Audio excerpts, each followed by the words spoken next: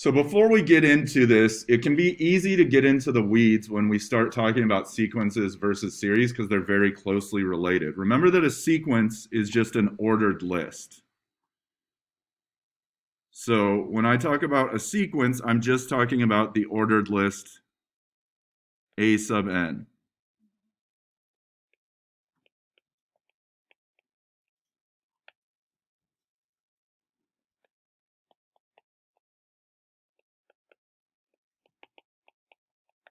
We say a sequence converges when we take n out to infinity. So we're looking at the terms as we go out towards infinity, and the values of those terms approach something finite, the sequence converges.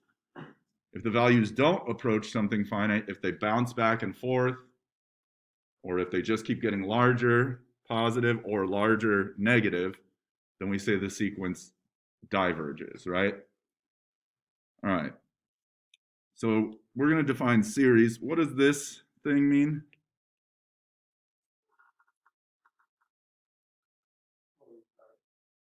Oh, I'm sorry. I'm pointing at the whole thing.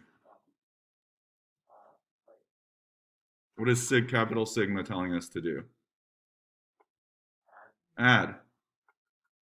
So a series is when we're just adding up the terms in our sequence. Okay? Usually from 1 to infinity. All right. So if we add the terms of an infinite sequence, we get an expression of the form a1 plus a2 plus a3, and so on, which is called an infinite series, or just a series. It's understood to be infinite usually if you talk about a series. And we denote that sigma n equals 1 to infinity a n, or sometimes you'll just see it denoted sigma a n, and it's understood to be from n equals 1 to infinity in that case.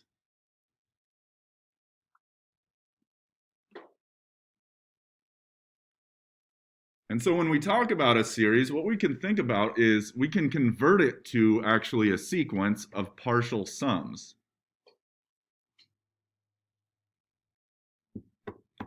And so this is where it can be easy to get in the weeds, because the sum of a series is actually the limit of a specific sequence, and it's the limit of the sequence of partial sums. So if I look at S1, S1 is just the sum of the first term. So it's really just the first term in your sequence. S2 is the sum of the first two terms. S3 is the sum of the first three terms, and so on and so forth, right? So then Sn is the sum of the first n terms.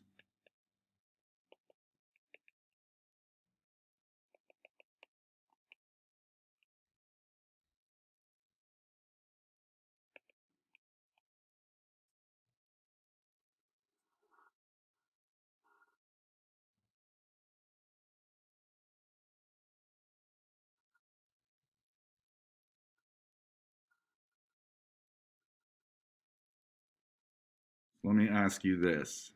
Are An and Sn the same? Are those the same sequences?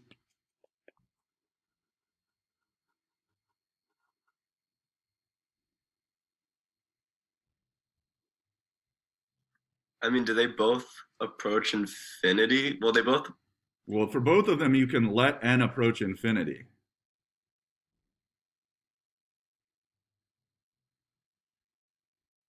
But no, they're not the same. If you think about An, what's the first term for An? What would we call the first term for the sequence An? A1. Just A1, and the second term? A2, A3, and so on, right? What's the first term for Sn? S1, which is A1, right? But what's the second term for Sn? A1 plus A2. And the third term is A1 plus A2 plus A3. So do you see how they're different? Okay.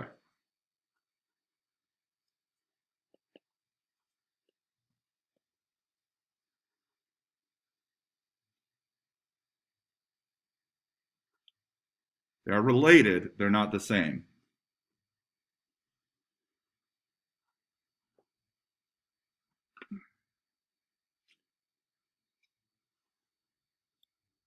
All right, so given the series, sigma an, which is just the sum of the infinite series, a1 plus a2 plus a3, let Sn denote its nth partial sum.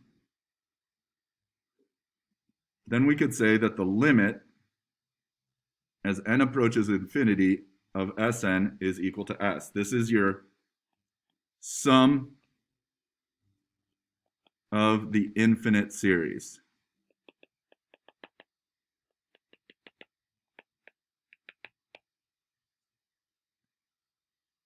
So remember, Sn is also a sequence. It's the sequence of partial sums.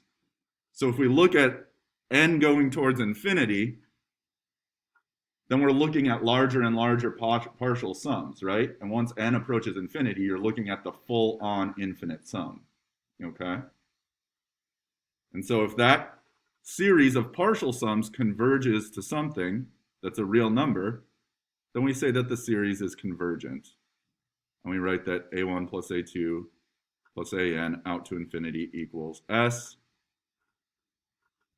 or sigma an equals S. The number S is called the sum of the series. If that limit does not exist and does not approach anything real, then the series is divergent.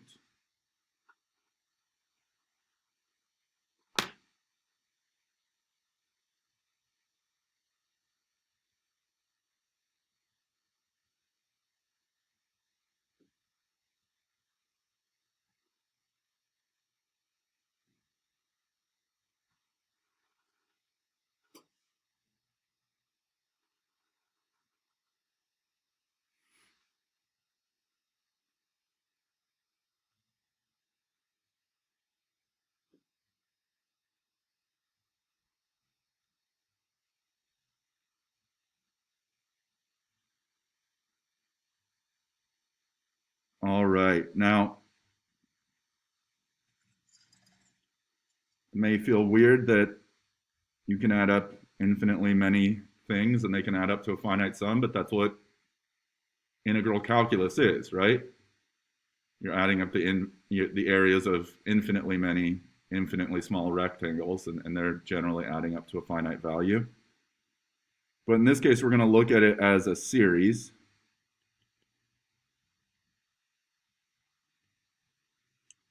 And before I do that, so just to give you an intuition for this, right? If I'm going to walk from, let's say here to where the clock is, let's say that's 5 feet or whatever, I could create an infinite series where I go, okay, I'm actually going to walk halfway each iteration. So first I'll walk 2.5 feet. Then I'll walk half the remaining distance. So half of 2.5 remaining would be 1.25. Right? Then I'll walk half the remaining distance, half the remaining distance, half the remaining distance. Well, technically, how many iterations of that would I have to do before I get to where the clock is? Infinitely many. But we know, even if I do infinitely many, when I add up all those distances, it has to add up to the total distance of the clock, which is a finite value of 5, right? Mm-hmm. So even though there's infinitely many terms in that series, they'll still add up to that finite value of 5. Does that make sense? And so that would be a convergent series. But let's look up another series of interest that's called geometric. So geometric is when, to get from one term to the next, I'm multiplying by a constant. So I'm starting with A, and I'm multiplying by r each time. So my second term is AR, and then my third term I multiply by r again, I get AR squared. And then my fourth term I multiply by r again, I would get AR cubed. And then my fifth term would be AR to the fourth, and so on and so forth, right? So we're multiplying by a constant every time.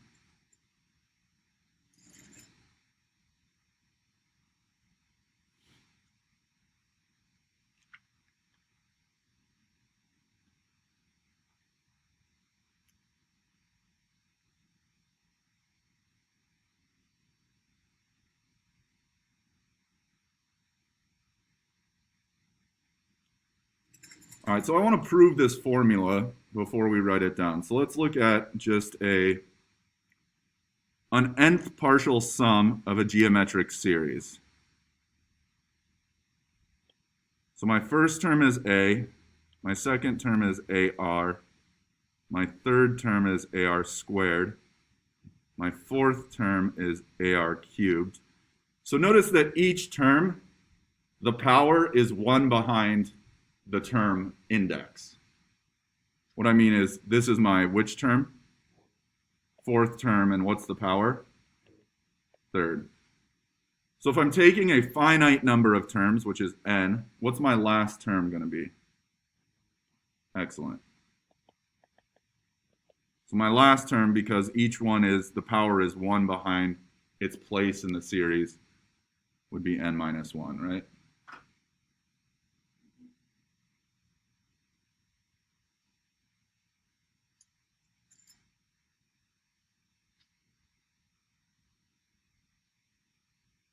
All right.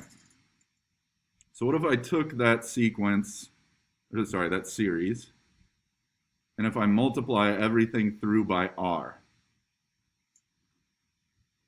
I'm going to have r times Sn equals, and my first term becomes a times r, doesn't it? My second term becomes AR squared. Third is AR cubed. So now every term is actually, the exponent matches its place in the sequence because I multiplied both sides by r. So what's my last term now?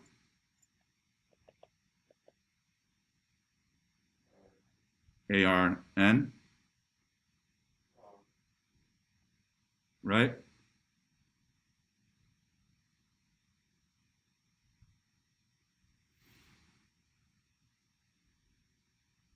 All right.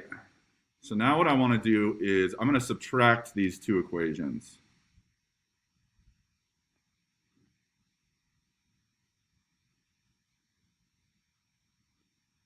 That's going to leave me on the left with S sub n minus r times S sub n. On the right, this first term, I'm going to have a minus, there's no a in the bottom equation there, right? So I'm going to have a. And then, since I'm subtracting, let's see, we're going to have an AR, those cancel. AR squared, those cancel. AR cubed, those cancel. And in fact, there should, the term before ARN in this bottom one is going to be ARN minus 1, isn't it? So that'll cancel. And the only term I'll have left over is the AR to the n. So minus AR to the n, right? And so now I can factor out Sn, which is my nth partial sum. I have 1 minus r here.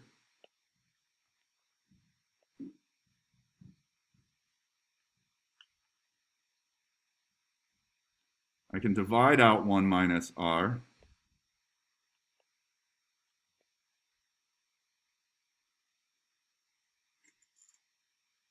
And then in that top part, I can factor out a.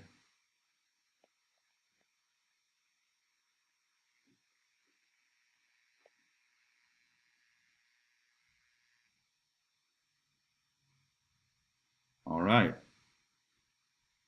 So here's the formula to find your nth partial sum for any geometric sequence. And again, a geometric sequence is when you have a constant multiple, r, that gets your next term. So that's the constant multiple that we're multiplying each time to get to the next term, right? But what we're mostly going to be interested in is infinite series.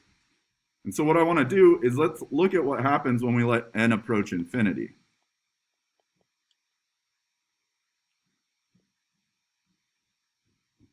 Well, there's only one n on the right-hand side, and that's here. So I'm just going to put my limit right there. Limit as n goes to infinity of r to the n.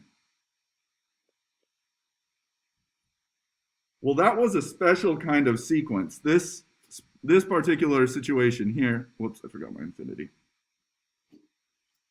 That was a special kind of sequence that converged to 0 under specific conditions. Does anybody remember what the value of r has to be for r to the n to go to 0?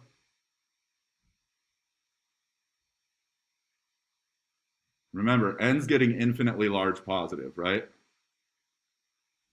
Is it like less than 1? It does have to be less than 1, or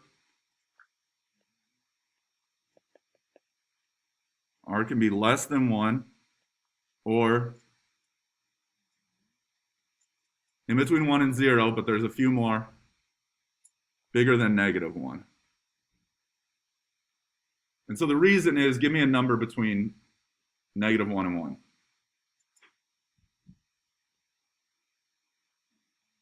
0.5, 1/2, right? So let's think about if r is 1/2, and I'm looking at the limit as n approaches infinity of 1 over 2 to the n. Well, 1 to the n is always 1, right? So then I have the limit as n goes to infinity of 1 over 2 to the n, since the numerator is always going to be 1. And what's going on here is our numerator stays 1, our denominator gets infinitely large, so the whole fraction approaches what?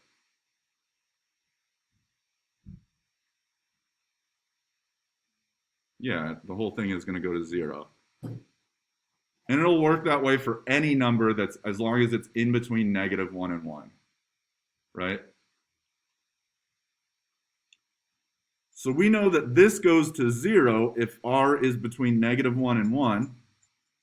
So as long as r is between -1 and 1, I can rewrite this as the infinite sum s is equal to, this is just a over 1 minus r, where a is the first term,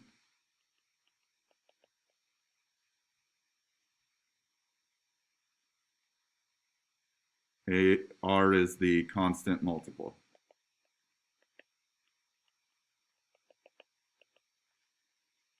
So as long as that constant multiple is in between negative and +1, every geometric series will converge.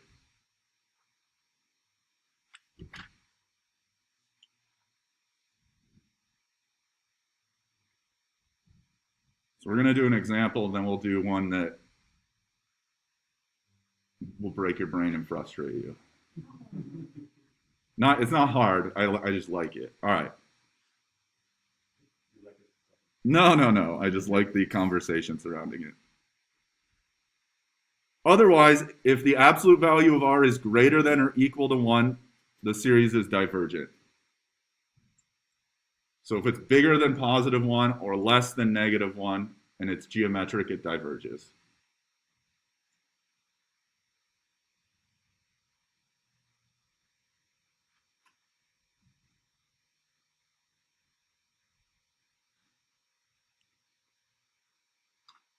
All right, so the sigma notation for a geometric sequence is this.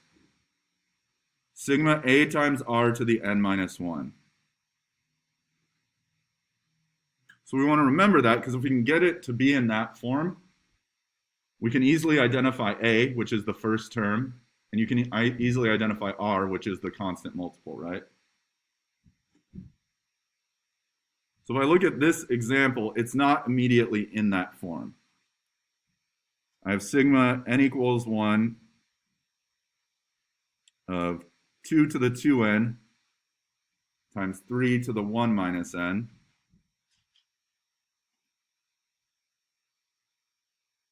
So I'm going to have to do a little algebra stuff to kind of clean this up and make it look like our geometric series, which is sigma a times r to the n minus 1. That's what we want it looking like. All right.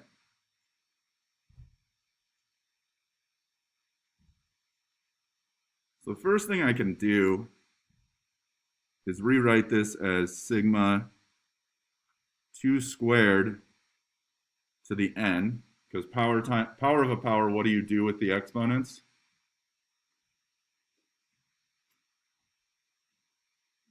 Yeah, so 2 squared to the n is also the same thing as 2 to the 2n, right? The other thing I'm going to do is notice that this is a difference. When do you subtract exponents? It's a quotient of powers. So I could rewrite that as 3 to the first over 3 to the n, couldn't I?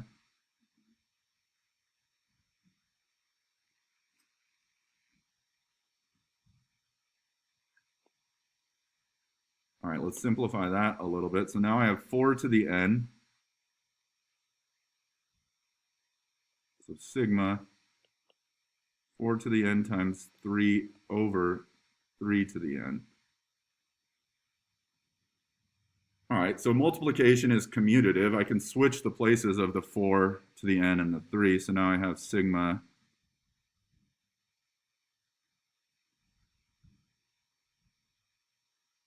3 times 4 to the n over 3 to the n.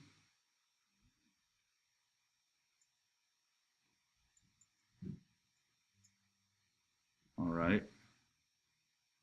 Now they're both to the n, so I can just raise that whole fraction to the n. So I have 3 times 4/3 to the n. So we're getting closer, but we would like it to be to the n minus 1.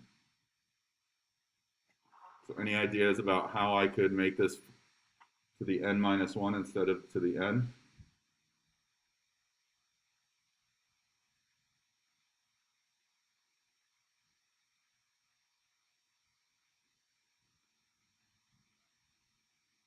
So if we pull a factor of 4/3 out,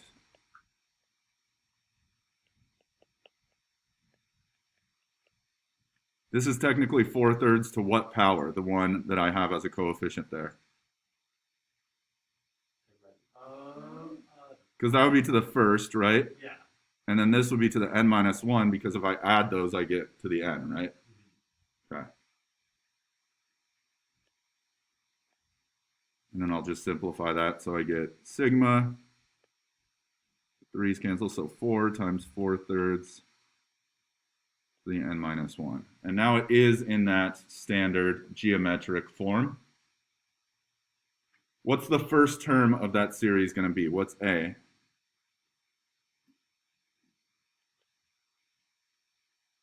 So just compare it to this. So a is 4. What's my constant multiple? What's r? Good. And what value does r have to be for this series to converge?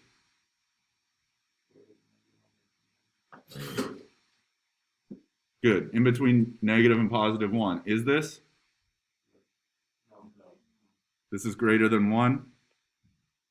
Therefore, the series diverges.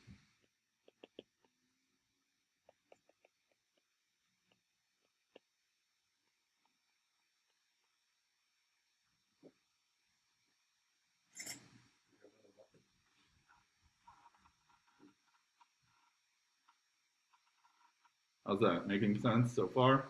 Okay.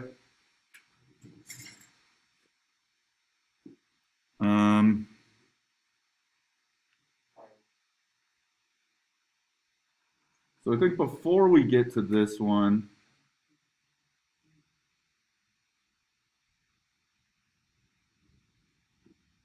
let's do an in-between example.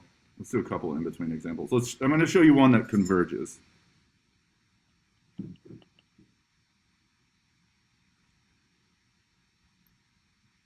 So let's find a sum.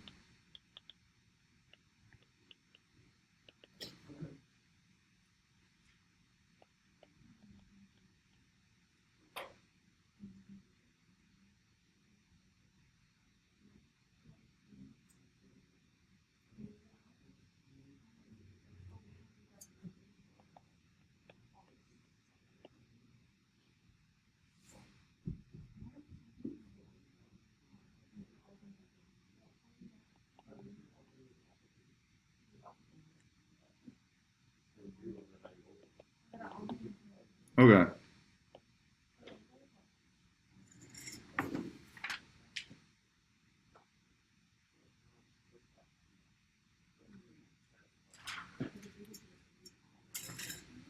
So let's take a look at this one. So if I say find the sum, it must be convergent. If it's a convergent series, it has to be a geometric series because we haven't gone over how to find the sum of any other series. So if this is a geometric series, we have that a equals 5. That's my first term. And then r is what? What am I multiplying by to get to the next term each time? So I can make my first term a fraction. Maybe it'll make it easier. Looks like my denominator are increasing by a factor of 3 each time. Numerator is doubling each time. But I also see that we are alternating sign. Good. So r is negative 2/3. Now negative 2/3, is that between negative and positive 1? Sure is. So we should be able to find our infinite sum by using this formula, a over 1 minus r. All right, so that should be 5 over 1 minus negative 2/3. 5 over 1 plus 2/3, which is 5 over 5/3.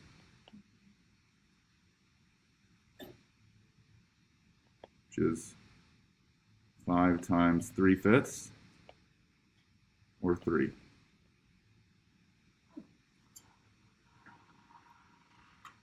So if you continue to add terms in that series, the partial sums will begin to approach 3, right?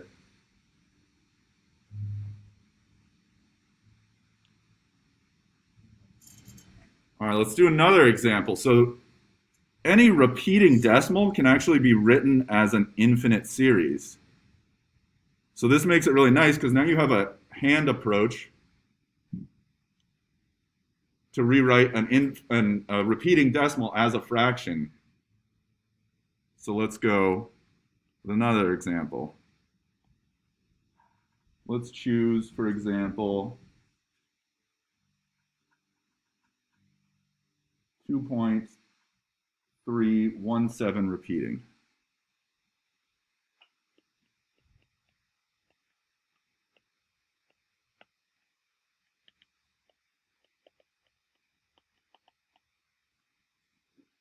So what I want you to do is convert 2.317 repeating to a fraction.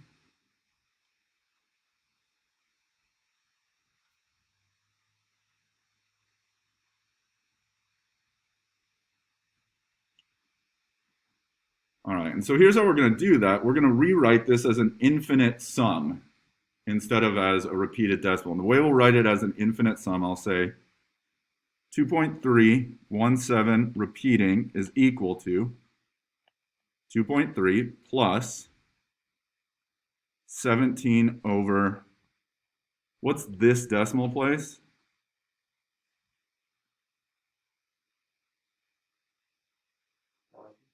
So it's 17 over 1,000, right? Do you agree with that? Plus 17 over, so now let's think about this. It's going to be 2.31717 repeating, right? What's this decimal place? So it goes 1,000, 10,000s, 100,000s. So that's going to be 17 over 100,000.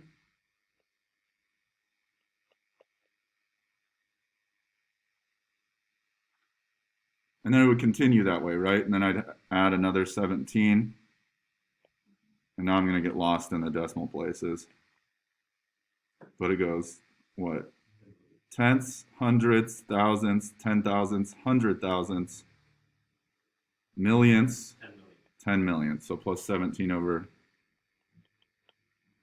10 million. And we could keep going like this, right?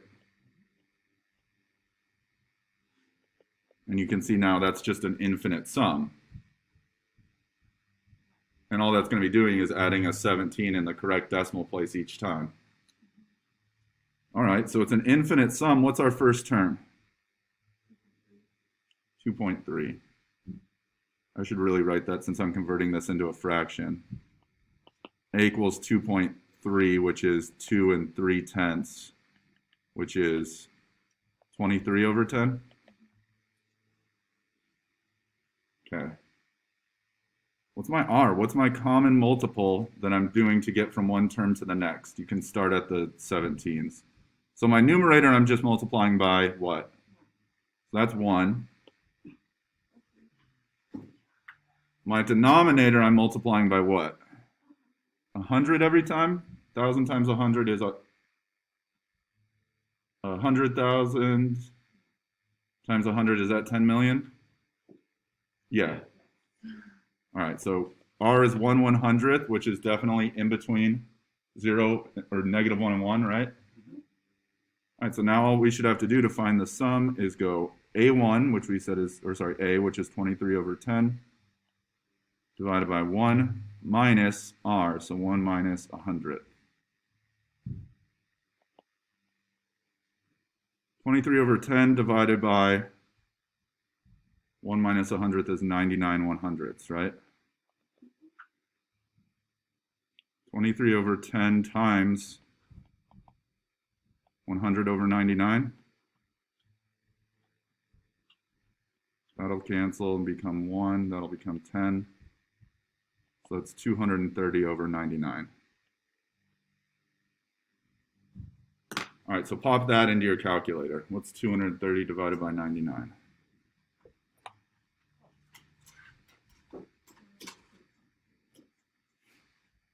Hopefully.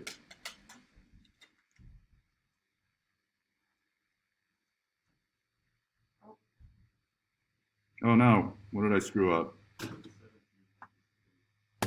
Where?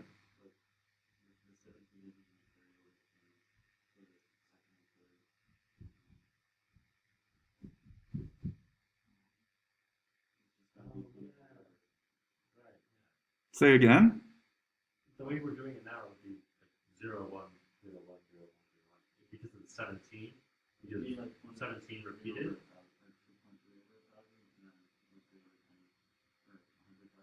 Oh, do we need to start with this? All right, hold on. So, no, that should be fine, right? Oh, no, because the R isn't the same between here and here, right?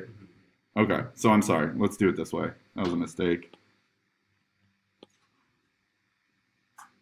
So let's start where my actual repeated sum, let's ignore the 2.3 for now. We know we have to add that on at the end, which is 23 over 10. I'm going to erase that. Okay. And then we'll start with our first term being the 17 over 1,000. So A is 17 over 1,000.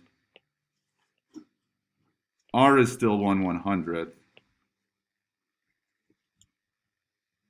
All right, and then the sum will be 17 over 1,000 over 1 minus 100th, which is 17 over 1,000 times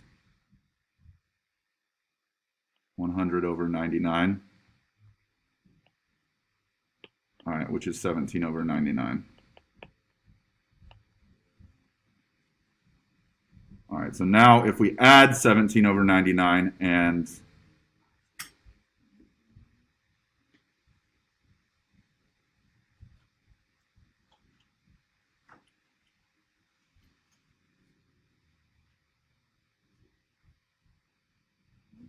oh no, those don't cancel because that's 17 over 1,000. I apologize, not 17 over 100. So that's actually going to simplify to divide that out to 10. So that's 17 over 990. Okay, that's better. So now if we add the 23 over 10, so if I do 23 over 10 plus 17 over 990, and I guess the easiest common denominator is just multiply this by 99, right? So 23 times 99.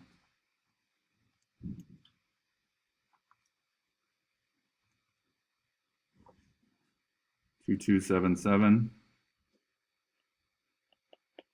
plus 17, and that's all going to be over 990, which is 2294 over 990, right?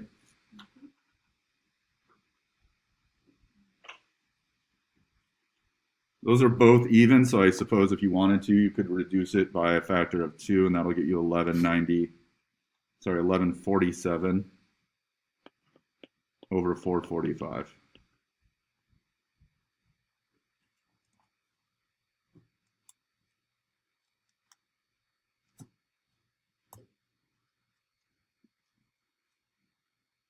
I'm sorry, over 495. Whew.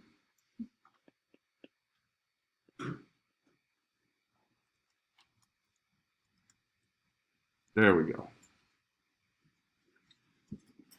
So, all right, apologies. When you are converting to an infinite sum, you don't use this first term as part of your infinite sequence, right? You only use the first term is when it starts being a constant multiple to get from one to the next. And since we're not multiplying 2.3 by 1 over 100 to get to 17 over 1,000, we would ignore the 2.3 until the end and then add it in.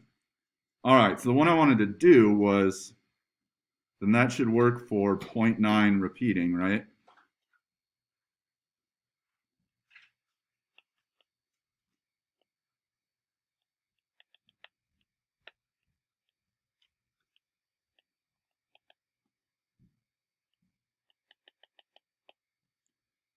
So 0.9 repeating doesn't have any of that annoying stuff. It just starts repeating immediately. So it goes 0.9999 and repeats, right? So we can immediately just start writing it as an infinite geometric sum. What's the first term of that sum going to be? What's the first decimal place? So you see a 9 in? So it's 9/10 plus the second one would be 9/100ths. The third would be 9/1000ths. And that's probably enough for us to recognize the pattern, right?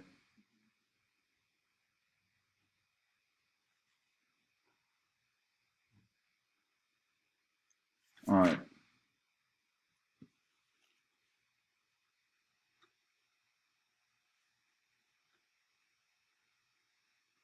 So A is 9/10, R is 1/10. So my infinite sum should be 9/10 divided by 1 minus 1/10,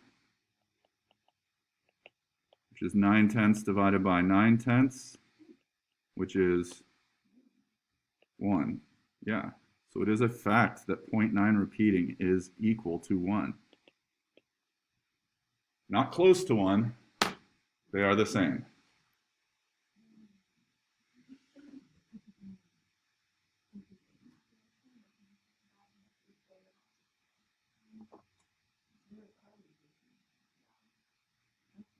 So it is, I mean, doing it this way, you're like, what?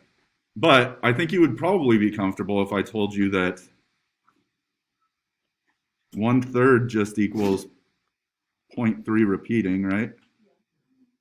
And if I multiply both sides of that equation by 3, I get 1 equals 0.9 repeating, don't I?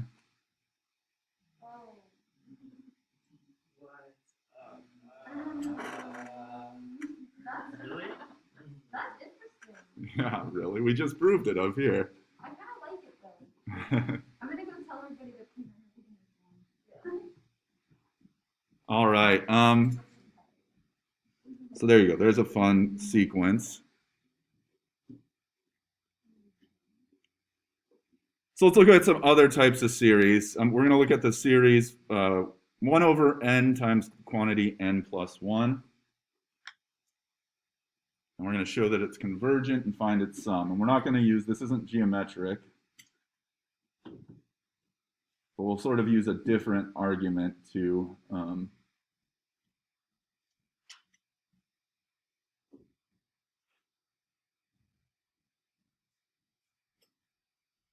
find its series or its sum.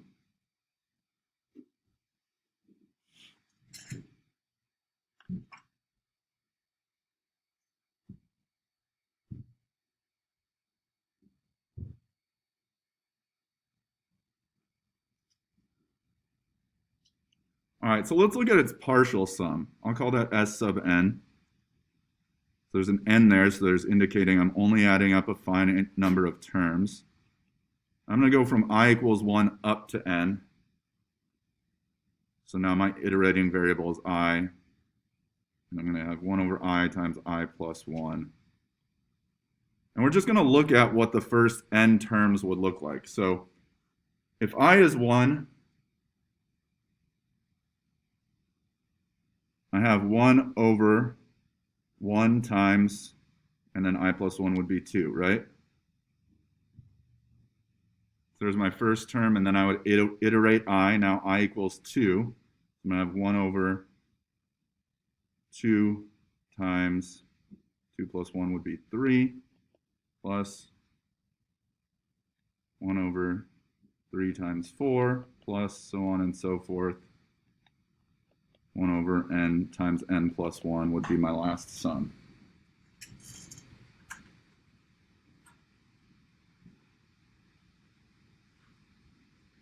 This doesn't really illuminate anything for us. Intuitively, what you're going to want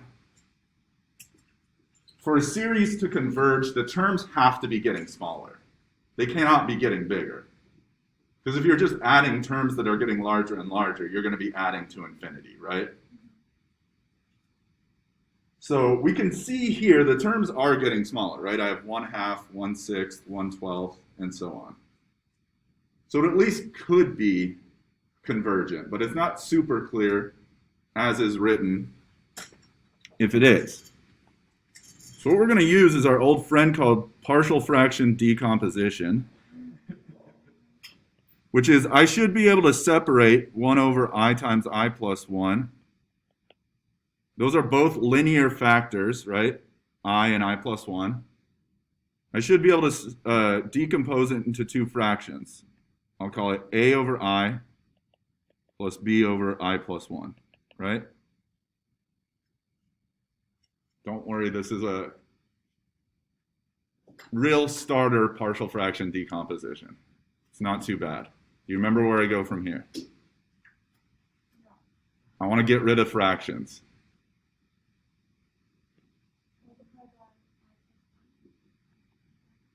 Multiply by? You multiply both sides by the I times the sum of I plus 1. Good. We're going to multiply both sides by I times I plus 1. So on the left, that's just going to leave me with 1. On the right, that'll leave me with A times I plus 1 plus B times... Wait, Mr. Troller, quick question. Go ahead. Why are you doing it with I instead of N? Just Like, because I'm really make adding, much because Sn means I'm adding up to the nth term. So I didn't want to use n here and here. That would be confusing, right? Okay.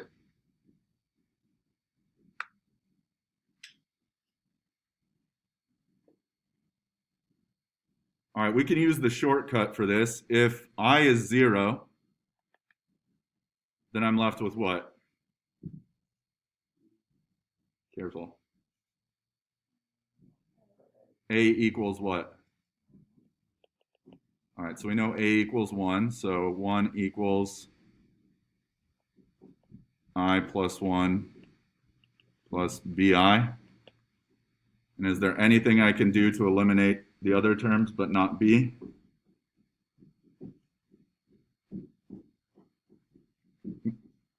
Maybe -1. If I is -1, then I have 1 equals negative BI.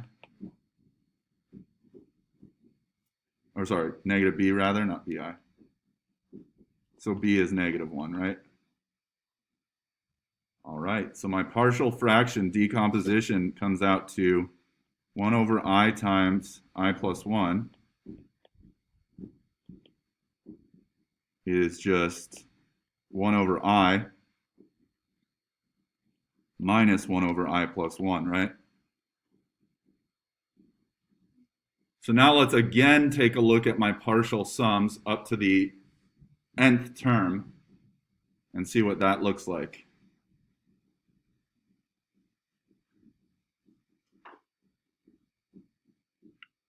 All right, so I'm going to go down here. So S sub n, same deal, is equal to sigma from I equals 1 to n of 1 over I minus 1 over I plus 1. All right, so my first term, I'm going to let I equal 1. So what does my first term come out to?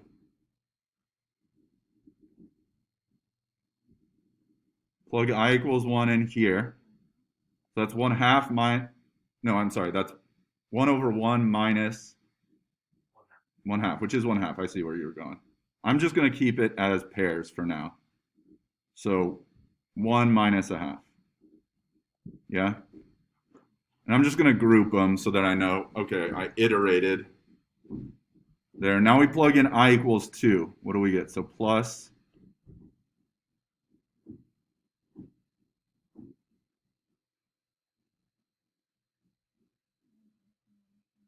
1/2 minus 1/3. Keep going. Plus 1/3 minus 1/4. I'm going to keep going. Plus 1/4 minus 1/5. And so on up to the last term, which is going to be 1 over n minus 1 over n plus 1.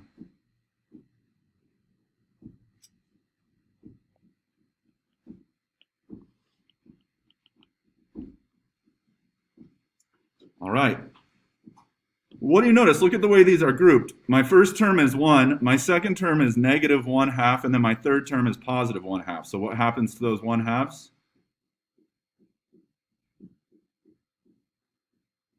So I have negative 1/2 plus positive 1/2, right? Those are gone. Then I have negative 1/3 plus positive 1/3. Then I have negative 1/4 plus positive 1/4. In fact, all the interior terms are going to cancel each other out, and all you're going to be left with is the exterior terms, the 1 and the 1 over n plus 1. So the sum comes out to 1 minus 1 over n plus 1. And that's your nth partial sum, right? Well, if I want to know the true sum, S, I'm just going to let n approach infinity on that series.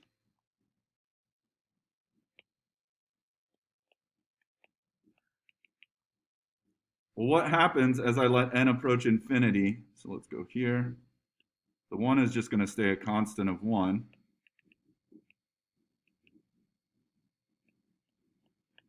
What is this fraction going to do as n approaches infinity?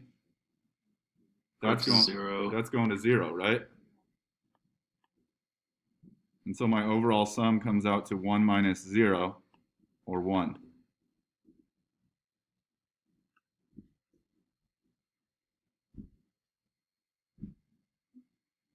So we call that's a special kind of series. It's called a telescoping series.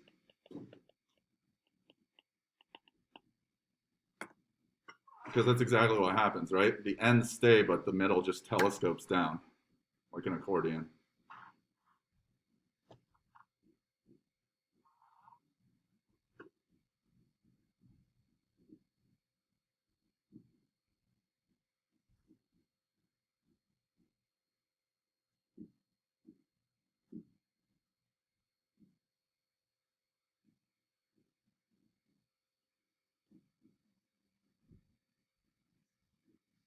All right.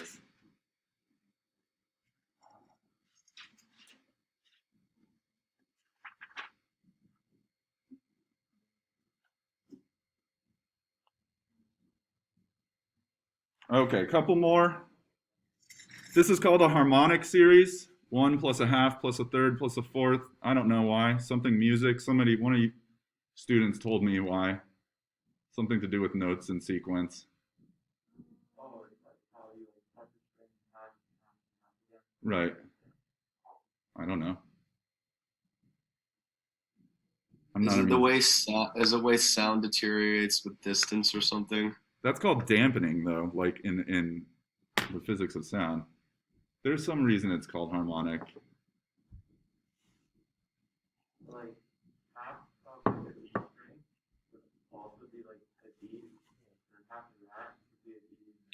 But then that I would think would correspond to the series 1/2, 1/4, 1/8, 1/16, 1/32. Yeah, I guess I could. All right. So for this is kind of an interesting way to prove. We're trying to show that this is divergent, and you wouldn't know to do this, but I just want you to be able to follow the logic here. So it's an interesting kind of proof. So for this, we're going to look at the even partial sums, meaning like I want to look at S2, S4, S6, S8, and so on.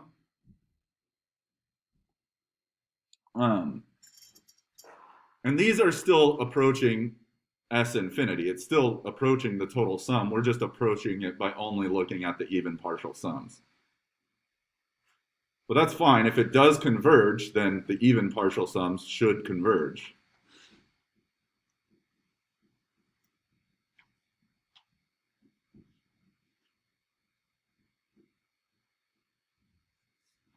All right. And so let's see why we're going to look at this. S2 is just going to be 1 plus 1/2. It's the sum of the first two terms, right?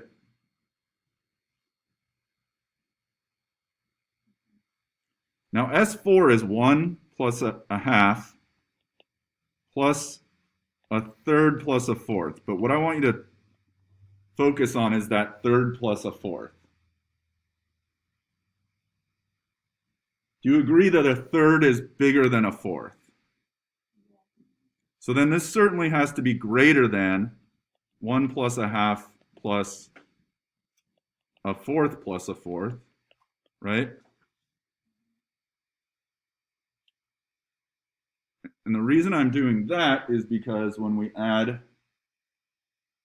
1 plus 1/2 plus 1/4 plus 1/4, 1/2 plus 1/4 plus 1/4, that just makes 1 again, doesn't it? So this comes out to 2. Okay, so our fourth partial sum we're saying has to be greater than 2, right? All right, let's look at our sixth. 1 plus 1/2.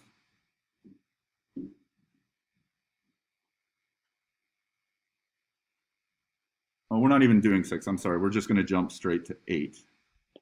We're actually doubling. We're not even looking at the even ones. We're looking at the doubles. S sub 2n. So S8 would be 1 plus 1/2 plus we'd have that 1/3 plus 1/4. And I'm going to group the next 4 terms, which would be plus 1/5 plus 1/6 plus 1/7 plus 1/8.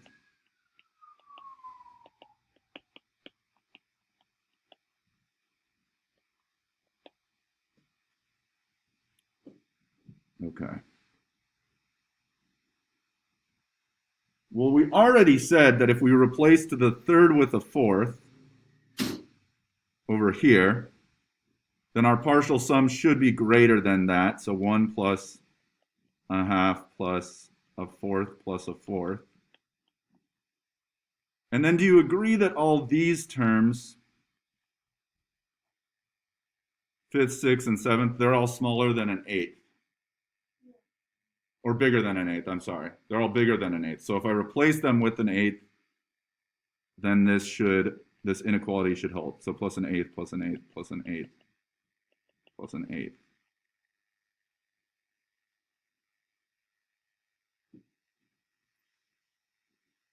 And this is going to come out to be 2.5. Because we have 4/8 there, right? So in general, I can make this statement.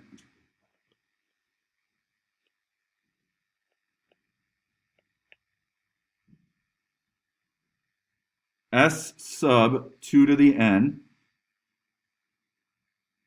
so that's the 2 to the nth partial sum, is going to be greater than 1 plus n over 2.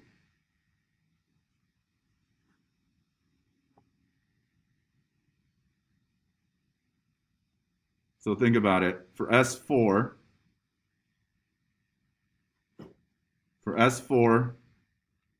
we found that n equals 2, so S4 is greater than, we showed 1 plus 2 over 2, which was 2. S4 has to be greater than 2, and we showed that there. And then for S8, that means n is 3, right? Because 2 to the 3 is 8. So that has to be greater than 1 plus 3 over 2, which is 2.5, which we showed right here. Well, so it's always going to be bigger than 1 plus n over 2. But we know that if we want the infinite sum, we're going to take the limit as n goes to infinity, right? And if we do that on both sides of this inequality, on the right-hand side, is this going to converge or diverge if we let n go to infinity? It's going to diverge because you're going to have something getting infinitely large divided by 2, which is just going to get infinitely large, right? Okay. So that's going to go to infinity, which makes this harmonic series divergent.